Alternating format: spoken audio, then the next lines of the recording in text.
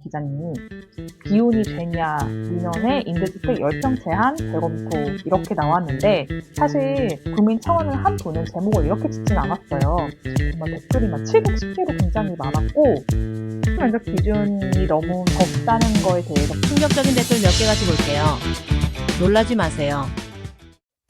안녕하세요. 우주판단자입니다. 오늘은 제가 여러분들하고 이 1인 가구 관련된 최근 기사 중에 꼭 같이 이야기해보고 싶은 내용이 있어서 영상을 찍게 됐어요.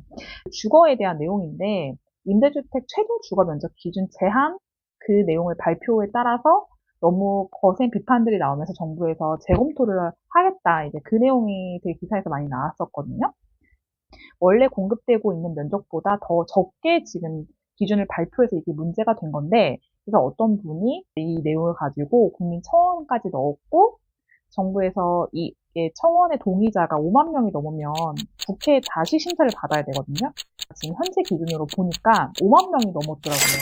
3만 5천 명 동의자가 4월 말이었는데 한 일주일 이내로 거의 또 15,000명 이상이 동의를 한 상황이에요. 그래서 이 내용에 대해서 되게 공감하고 있는 분들이 많다는 거긴 한데 그것과 관련된 기사가 굉장히 많지만 좀 제목이 강렬한 제가 기사 하나 갖고 와봤어요. 제목을 뭐라고 뽑았냐면 기자님이 기온이 되냐 민원에 임대주택 10평 제한 재검토 이렇게 나왔는데 사실 국민청원을 한 분은 제목을 이렇게 짓진 않았어요. 정말 댓글이 막 710개로 굉장히 많았고 면적 기준이 너무 적다는 거에 대해서 불만을 표한 분들에 대한 또 반대 의견도 되게 많았어요. 그래서 댓글을 보면은 충격적인 댓글 몇 개 가지 볼게요. 1인 가구가 10평 좁으면 큰 곳으로 이사 가면 될 거를 정부 지원 받으면서 불만이 많네. 지 수준에 맞는 집 사는 거다. 심지어는 여기에 좋아요도 되게 많아요. 근데 사실 지금 1인 가구가 임대주택을 넣을 때 10평을 넣을 수 있는 집은 거의 없고요. 현실에서는 거의 뭐 4평이나 5평? 이런 데밖에 선택할 수 있는 게 없거든요. 왜냐하면 단지마다 임대주택 할 때 평형을 선택하는 게 있는데 현실에서는 거의 정부가 발표한 그 35제곱미터 이하는 거의 없고요. 20제곱미터 이하를 선택할 수 있어요. 그래서 정부에서 발표한 거는 이건 최저가 아니라 최대 면적 제한을 둔 내용을 발표한 거거든요. 그럼 대체 그게 뭐가 문제인데요? 할 수 있잖아요. 그래서 제가 그 내용들이 어떤 건지 제가 이제 하나씩 다 여러분들이 헷갈릴 만한 것들을 다 알려드릴 테니까 이 논란이 왜 일어났는지에 대해서 좀 궁금했던 분들은 제 영상을 보시고 정리하시면 좋을 것 같아요. 그럼 주목해 주세요. 일단 첫 번째, 대체 이 임대주택 최저 주거면적 기준 제한이 왜 갑자기 나왔냐 이것부터 짚어보도록 하겠습니다. 2024년 3월 25일 정부에서는 발표를 합니다. 공공주택 특별법 시행규칙 일부 개정령에 대해서 이제 공포를 했는데 쉽게 말해서 임대주택에 대한 내용을 발표한 거예요. 요즘 이제 저출산이 굉장히 우리나라가 화두잖아요. 근데 우리나라 저출산 문제가 정말 세계적으로 다양한 그 글로벌한 매체, 뭐 CNN, 월스트리트 저널, 블룸버그 통신 이런 데까지 나올 정도로 우리나라의 저출산 문제는 세계적으로도 되게 심각한 상황이라고 해요. 왜냐면 지금은 애를 안 낳는 게 꼭 우리나라 문제뿐만 아니라 세계적으로 다 문제니까요. 근데 그 중에서도 정말 우리나라의 그 극감률이 정말 더 심각하다는 거죠. 뭐 거의 흑사병 때 사람이 없어지는 추세 정도라고 하거든요.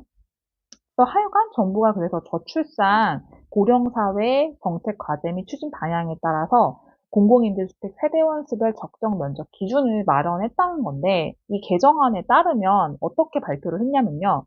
공공임대주택을 신청하는 1인 가구는 전용 면적 35제곱미터 이하까지 할 수 있고 2인 가구는 26에서 44, 3인 가구는 36에서 50, 그리고 4인은 44 초과 주택을 공급받을 수 있다. 이렇게 면적에 제한을 둔 건데요. 그러니까 이게 최소가 아니라 그냥 여기에 제한을 뒀다는 거예요. 이게 왜 문제냐면 지금 현행 공급된 임대주택을 봐도 단지마다 이제 선택할 수 있는 유형이 되게 작아가지고 심지어는 뭐 15, 15제곱미터 이하도 되게 많거든요.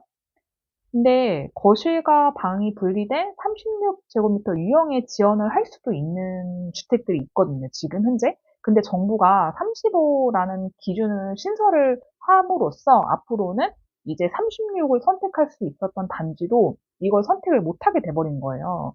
근데 어떻게 보면은 이렇게 말할 수 있잖아요. 뭐야 1제곱미터 차인데 그게 뭐 됐어야? 할 수 있지만 이 집이라는 게 우리는 거의 아파트로 공급이 되다 보니까 정형화된 평형이 있잖아요. 두 가지로 공급이 되는 단지들이 많거든요. 근데 1인 가구가 전에는 26, 36이 있었을 때는 36에도 이제 신청할 수 있었는데 이제 무조건 1인이면 그냥 26을 선택해야만 되는 거예요.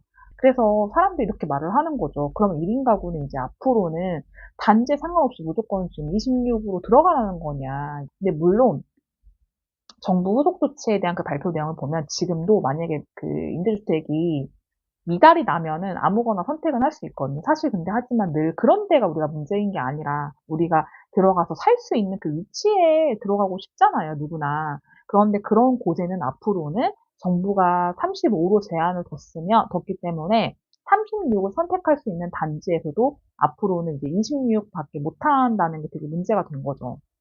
그래서 사실 이제 정부에서 발표한 이 기준에 대해서도 말하는 게 지금 현실하고 좀 괴리가 있는 게 최근에 이제 공공임대주택 청약이 인천 영동에 있었는데요, 4월에. 여기서도 보면은 이제 청년하고 일반하고 이제 공급되는 유형이 달랐는데 청년은 어차피 16, 22, 26 이렇게 세 가지만 있기 때문에 이제 이번에 발표한 내용에 가까운 면적은 애당초 있지도 않고요. 또 연합뉴스에서 이제 이 내용 때문에 구로구 오류동 행복주택에 방문한 그 뉴스가 있었거든요. 근데 890세대이고 이제 위치는 여기에 위치하고 있는데요. 1인 가구가 사는 가장 작은 평수는 이제 16제곱미터, 즉 4.7평으로 원룸 형태의 화장실, 뭐 작은 주방 이렇게 딸려 있는 이 형태인데 사실 저 문제는 제가 봤을 때는 정부가 발표한 그 면적 기준 제한보다는 최소 면적 기준을 늘리는 게 지금 올바른 방향인 것 같아요. 현재 이 주거기준법을 보면은 뭐 정확하게는 주택법 시행규칙으로 최저주거기준 이제 시행규칙이 있는데 그 내용을 보면 우리나라는 1인 가구가 14제곱미터예요. 평으로 환산해서 말을 드리면 최소 전용 면적 기준이 우리나라는 지금 4평밖에 안 된다는 거예요.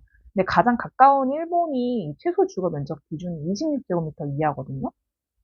우리가 일본 여행 가보시면 알겠지만 일본은 뭔가 작고 아기자기하고 호텔도 되게 좁잖아요. 근데 그런 일본도 최소 주거 면적 기준이 7에서 8평인데 우리나라는 그 절반 수준밖에 안 되는 거죠.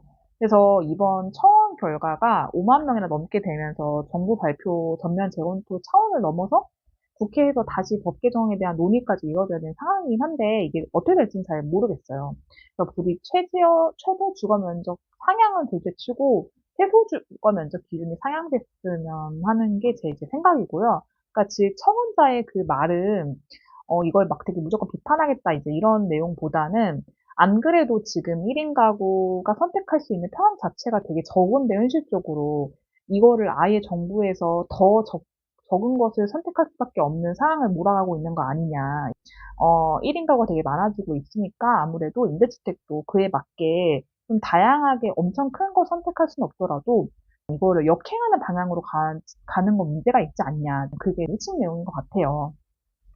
심지어는 뭐 서울은 그나마 워낙에 4평짜리 집도 되게 비싼 경우가 많아가지고 우리가 싼 값에 만족하면서 살기도 하지만 지방 같은 경우에는 임대주택이 너무 적은 곳은 사람들이 신청도 안 해가지고 다 텅텅 비어 있고요. 그래서 심지어는 어떤 단지 같은 경우는 이것을 막 뭐 공사를 해가지고 붙여서 막 하는 경우도 있고 되게 뭐 좀 정책이 좀 약간 안 좋은 방향으로 가고 있긴 한 것 같아요. 현실에 안 맞게. 그래서 이번에 정부가 이렇게 재검토한다고 하니까 좀 더 실효성 있는 제도가 나왔으면 하는 바람이고요. 오늘 궁금하셨던 부분들에 대해서 좀 해결이 되셨으면 좋겠고, 오늘 영상이 도움되셨다면 좋아요, 구독, 알림 설정 꼭 부탁드립니다. 감사합니다. 안녕.